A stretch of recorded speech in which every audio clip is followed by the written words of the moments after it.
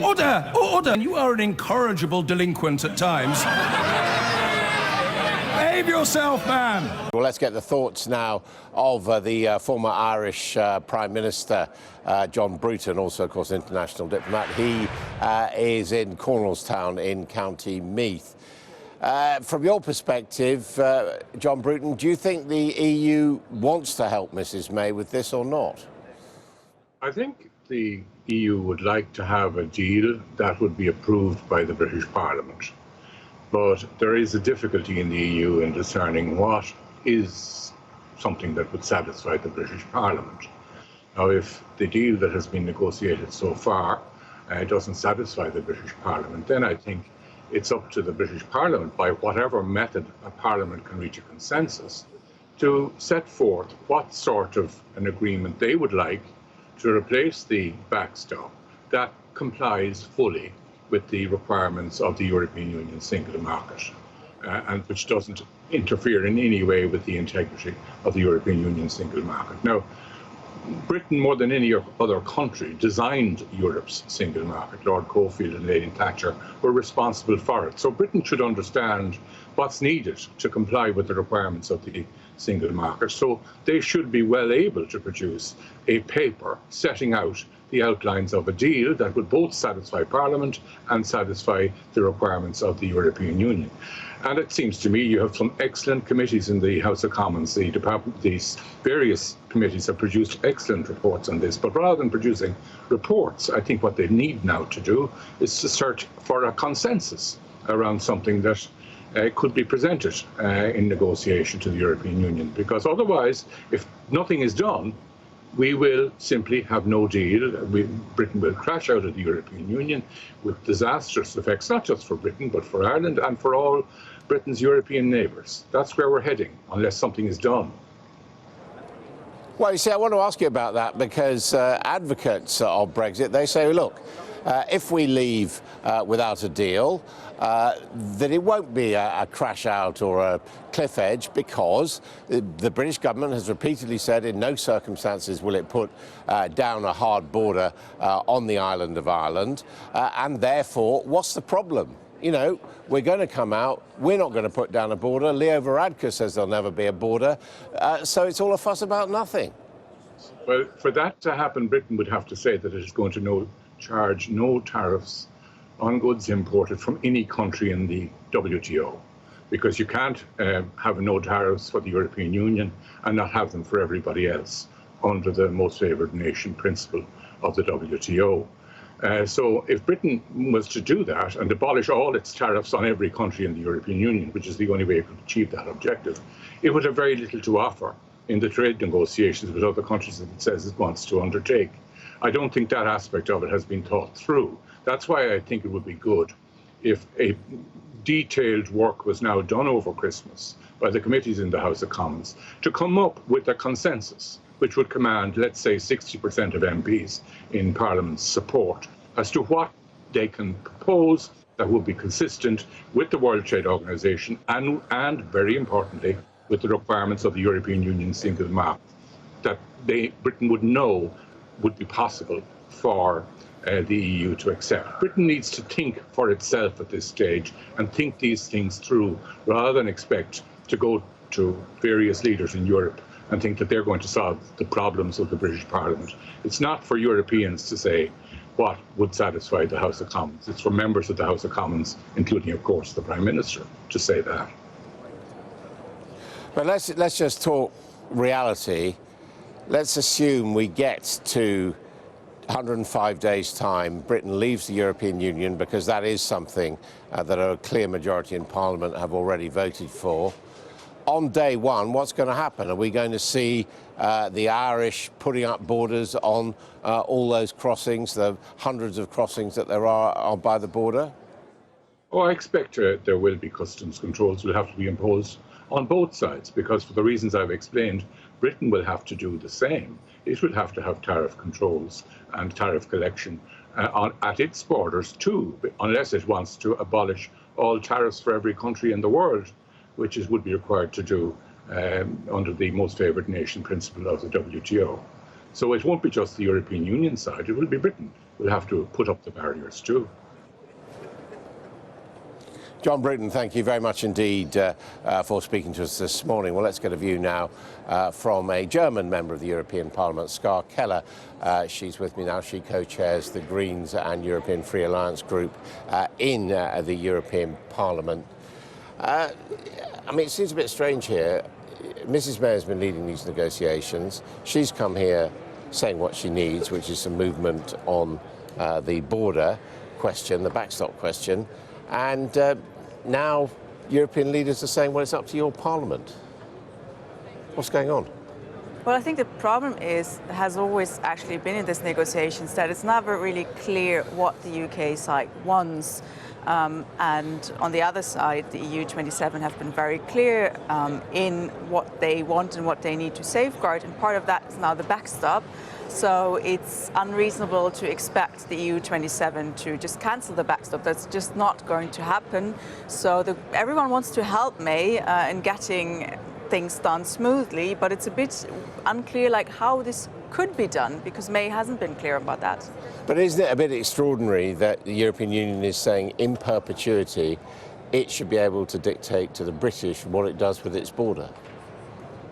Not at all, because we have a shared border, actually. Yeah, but on the Irish side, the Irish can do what they like, but you're telling us we have to be part of that as well. No. Ireland is part of the European Union. Sure. Therefore, we have a joint border, and the question of what happens at that border is very relevant to all of us. And indeed, in Northern Ireland, it's even more relevant what happens at the border than in other parts of the world. So indeed, we need to have that common agreement. And the deal that was produced is the best possible that the EU 27 could offer. We actually make a lot of concessions there as well, looking from a European Parliament position. So if there is a wish for a change, then the UK side needs to be very clear.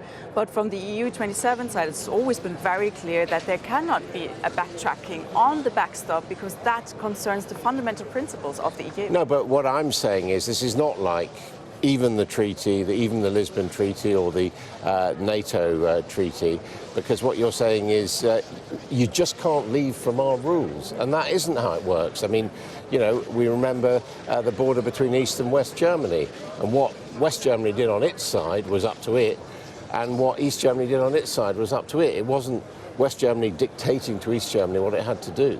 No, I'm sorry. It was the UK that decided to leave, and that's very sad. Sure, it's absolutely, I accept that. But all I'm saying is, why, therefore, can you have a legal proposal that the European Union forever is going to have a veto on what Britain does on its side of the border? No, it's not a forever thing. This is a... Which is? No, it's not at all. The question is like, how are we going to form our relationship until there is a clear agreement on how our future relationship is going to look like? And of course, that would mean that in order to avoid a hard border between Ireland and Northern Ireland, that there would be, I mean, it could also be that common rules would only apply to Northern Ireland, but that is something that the British government absolutely did not want to have. So the EU side said, okay, now what are we going to do? Proposal is the backstop. If you have another proposal, please show it to us. Mrs May came here, as far as we understood, and she said, look, we both say we don't want this to be a permanent arrangement. We both say that we are going to negotiate a future trade agreement. So let's time limit it. Let's agree that we will reach that agreement within a year. That's been rejected by the European Union. Yes, because unfortunately we know how agreements work. I mean, we see it now in Brexit, right? We're super late. Brexit is going to happen in March, and we still don't have any sort of proper agreement. So it's, I think, very unreasonable. It's just not linked to reality to say after a year it's going to be done. I would be happy if it's done after a year, and then it's obvious that no backstop is going to fall into place. That's only the fallback option. Well, the leaders have said it exactly, that it's going to be a temporary thing, but temporary runs out exactly when there's an agreement on the future agreement and not before. But as a parliamentarian, you surely understand when Mrs May said, it's not what she's saying now, but what she said a few months ago, that this was something no Prime Minister could accept because it was the European Union having a veto over our policy indefinitely. Not at all. It's everyone. Do you not understand that? Well, I think I understand the situation perfectly well. But why isn't it? And what is going to be a third party from our point of view, why isn't it the European Union saying they're going to carry on dictating? We're not dictating anything. The UK was part of the club for a very long time. They have been shaping our policies, our common future. Now the question is, since the UK wants to end that relationship, how are we going to proceed without creating a hard border? This is all what's about. And we want to find an agreement for the future relationship. And until that is found, there's going to be a lot of time. There's going to be first the transition period, and only then, if we don't manage to find an agreement on the future relationship, only then would the backstop fall into place. But this is indeed something that we need in order to safeguard the EU 27's interest. But and we're not going to get around it. I'm very sorry. Well, yeah, but you're not going to get the backstop either, and I can tell you why, because there are people at Westminster who are saying, we'll just leave anyway, we won't agree anything, we'll walk out. We've already agreed to walk out on the 30th of March, and so there won't be any agreements on the border. Yeah, that indeed might unfortunately happen. That is very sad, but that's true. So there won't be any guarantee there. There won't be any deal. That will damage, sure, it will damage the UK, but it will damage everyone else as well. No one wants to have And yet you're saying that the European Union can do nothing about it. Well, I think the European Union has actually done a lot. We've been negotiating forever. We've made a lot of very big concessions that unfortunately are never part of the debate. And now the leaders were also ready to make further offers, but it's very clear that we cannot step back from the EU 27's interests and principles. So there is a very clear red line. Everyone always knew that this was going to be the case. Now, indeed, the question is, how is the UK going to position itself, meaning the government, meaning the parliament? But we've put on the table what we could. We made a lot of concessions. That should not be forgotten. You say they're not in the debate. Just tell us now the main concessions you think the EU side have made. For example, in order to make sure that there's not going to be a big, hard border, the UK will not have to follow at all, for example, the EU's laws on environmental protection, on workers' protection, if we change that in the future. So you cannot go below what is the standard right now. Be members, but so, much. Excuse me, we're talking here about how to prevent a hard border, and that is in the UK's interest as well as in our interest. It's in the interest of safeguarding peace in Northern Ireland. That is not an issue that should be underestimated by anyone. No, I'm just saying. And the EU has been trying to really come up with a solution. Sure, May said, okay, we don't want the backstop, but the British government has never come up with an alternative solution, and that is the problem. No, but I'm just saying to you that a British voter might not think it's much of a concession to say it's a concession that after you leave, we won't dictate to you what your environmental policy is. This is about the backstop, which is a temporary solution where the UK government has not come up with any alternative thing. It's not about dictating, it's about common rules that we have all together agreed on. The UK has been part of that, all the parliamentarians of the UK have been part of that, so I certainly won't accept that language. Okay, Ska Keller, thank you very much indeed. Ska Keller there, Green Party MEP from Germany. Well, let's get the view now, looking at the opinion pages of the newspapers. And since we're at an EU meeting here, a couple of German paper here, Frankfurter Allgemeine, down page, they're saying that the EU wants clarification on the UK's position, which I think was pretty clear from the meeting last night. This is El País, the Spanish paper. They say that the EU intends to try and help the Brexit process with a moderate approach towards Mrs May. Well, doesn't seem that it's quite worked out like that. Now let's look at what is in some of the UK papers. Fraser Nelson in the Telegraph says the Conservatives are in a shambolic mess in spite of the result of the confidence vote in Mrs May. None of her MPs actually have confidence in her, he says.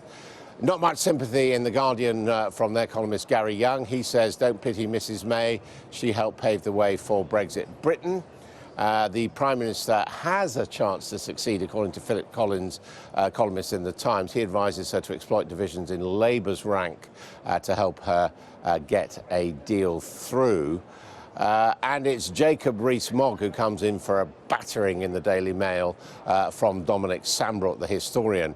He says there's no better window into somebody's soul than how they cope when losing, and the arch coup plotter has shown how ridiculous he is, calling for Mrs May's resignation after she won that vote of confidence. It's pistols at dawn in Peter Brook's cartoon between Rees-Mogg and the Prime Minister, and he ends up being shot in the foot. And no giveaway in Santa May's Brexit sack in Bob's cartoon in the Telegraph, and only 63% of her reindeer hope she'll survive. Finally, a dead duck is walking around Europe. That's Steve Bell's cartoon in The Guardian. Well, joining me to look through those are Stephanie Bolton, London correspondent of the German newspaper Die Welt, and Patrick Smith, Europe editor of the Irish Times. And don't have a hard copy, Patrick, but what's the Irish Times saying about this? We're saying that the summit gave a snub to Mrs May, and that it's a political defeat for her. Definitely, I mean, you're saying a snub. You're saying it wasn't. Yeah, I think her own making. I mean, several of the columnists that we're reading today are also saying it's very much her own making. You see it that way?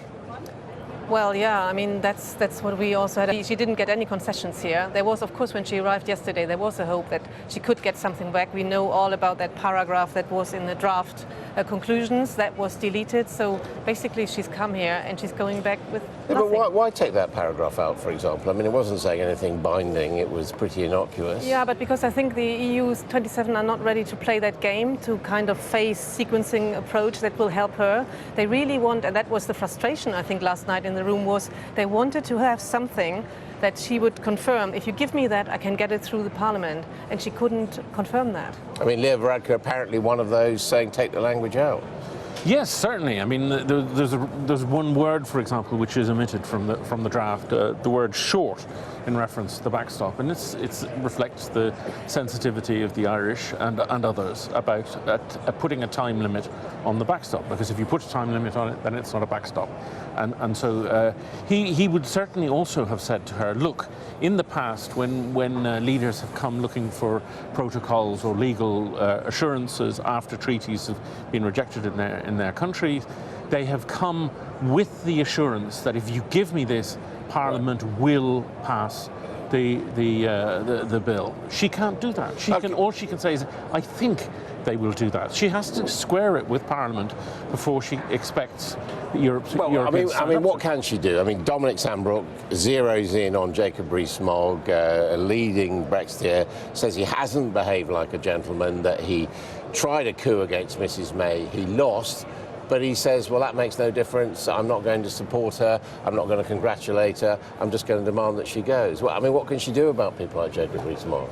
Well, not much. This is why I think the Phil Collins column in the Times is quite interesting, to say she should now reach out to Labour. I mean, because she's now a one-issue Prime Minister, she's the Brexit Prime Minister forever, she could make this a virtue and say, OK, I try to find an alliance with the opposition so they make sure that if there's a vote of confidence, which Jeremy Corbyn might bring in. So I will say, well, I support you with a second referendum, and then you don't vote against me. I mean, they're all kind of plan B, C, and D now. I mean, is that what European leaders are really doing now? Are they playing for a second referendum, which might give them what they want, which is Britain not leaving? I'm not sure that it's as simple as that, but what they are saying is, look, you have to come up with a solution. We can't write the solutions for you. Go away and come back when you know more clearly what Parliament will actually... No, but I mean, they've got to look after their own interests. And is their interest now that actually it's more in the European Union's interest to contribute to the lack of agreement in Britain because it might result in another referendum or Britain staying, that's more in their interest than trying to prop up, the lame duck the cartoonists are portraying? I think there's undoubtedly a subtext in some of what they're doing, that they would like to see another referendum, and they certainly can't see the logic of not having another referendum, with the possibility of people voting stay in. But the prospects of that are still pretty slim of a vote to stay in. So I think they are bewildered by what's going on in Britain. That's really the overwhelming thing I get from the leaders in other countries. An ambassador talked about how we watch British politics through a glass darkly, and it's a nice image of people who are completely bewildered by what's going on there. Now, Gary Young says Mrs May is a figure of pathos, as he puts it. She's pathetic, but she's not deserving of pity. Is that how you feel? Yeah, and I think that's very much now also here the atmosphere and the mood. There is not much pity for her. There's of course rationally a lot of readiness to help her, but again, you cannot help her if you can't get any assurances back. So she wants assurances, but the Europeans also want assurances, and I think the time of sympathy is now really over. I mean, patience is wearing really short here now.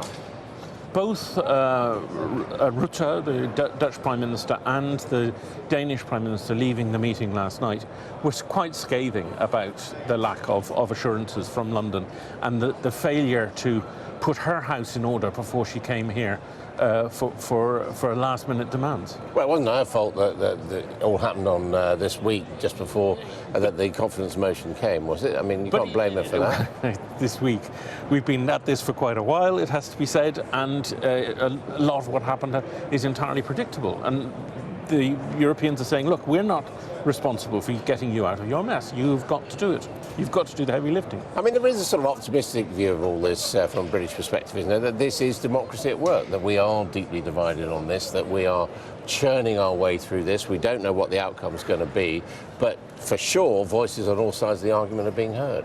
Yeah, okay, but why do 27 other member states have to pay the price for that? I mean, it's of course it's very good and important to have a democratic debate, but it is because absolutely. You either want to be in the club or you don't, and we haven't made up our minds yet. But I think there's also an argument which hasn't been made sufficiently, and one of the columnists makes it, that the Brexiteers have been arguing that 52% is a majority, has to be respected. They're not making the same argument about Mrs May and her vote in the Conservative Party. They're saying that 63% isn't enough. This is real double think. Unreasonable. Well, British, all right. You might say. Where's it going to end then? No one can make a prediction. I mean, now this is going to go on until January, or many people here are saying now this will go until March and until the last minute, if not a little bit longer. Latest point is the European election at the end of May. Varadkar did say consider withdrawing Article 50. I mean, does he mean it? Yes, absolutely. We'd be delighted if the British decided to say. Thank you both very much indeed.